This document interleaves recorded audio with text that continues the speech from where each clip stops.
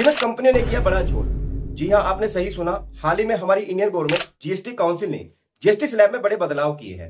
22 सितंबर 2025 से नए GST slab को लागू कर दिया गया है, जिसे घर निर्माण में लगने वाले कंस्ट्रक्शन मटेरियल जैसे cement, bricks, tile, marble, granite, paint और वार्निश वगैरह के रेट्स में कटौती की गई है, ताकि आम जनता को राहत मिल सके अपना नया घर बनाने में।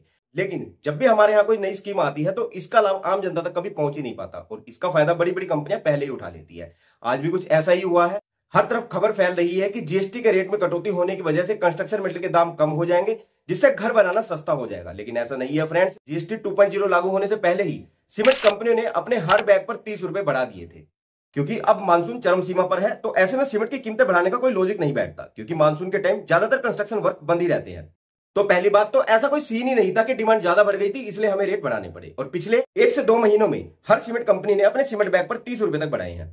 जो सीमेंट बैग पहले 400 का मिलता था, आज वो 430 रुपए का मिल रहा है। अब क्योंकि ये 15 अगस्त को ही अनाउंस हो चुका था कि जीएसटी में कटौती होगी, तो कंपनी को पहले ही पता था, इसलिए उन्होंने पहले ही सीमेंट के दाम बढ़ा दिए। अब जीएसटी कम होने की वजह से रेट कम भी हुआ तो सीमेंट बैग उतने में ही पड़ेगा जितने का पहले मिल रहा था, यानी 400 रुपए में। क्योंकि सीमेंट कंपनी ने 10% रेट पहले ही बढ़ा दिए हैं और जीएसटी से भी फायदा हुआ है 10%। तो कंपनी को तो और ज्यादा फायदा होगा, क्योंकि उसके रेट भी बढ़ गए और टैक्स भी बच गया। और कंपनी अपना सीमेंट भी 400 में ही बेच रही है, 18% जीएसटी के साथ। तो आम जनता सोच रही है कि सीमेंट के जीएसटी रेट घटने से उनके घर बनाने की कंस्ट्रक्शन कॉस्ट कम हो जाएगी, पर ऐसा नहीं है फ्रेंड्स।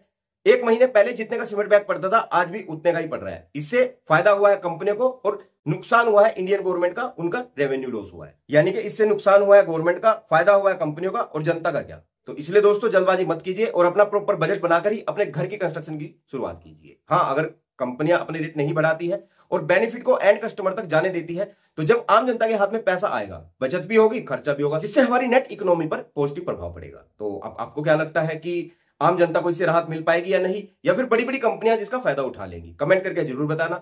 तो चलिए जल्द मिलते हैं हमारी नेक्स्ट वीडियो में आप लोगों के लिए एक और बेहतरीन जानकारी के साथ। तब तक के लिए विदा लेना चाहूंगा और वीडियो में यहां तक बने रहने के लिए आप सभी का तहे दिल से धन्यवाद guys. Thanks for watching and have a nice day.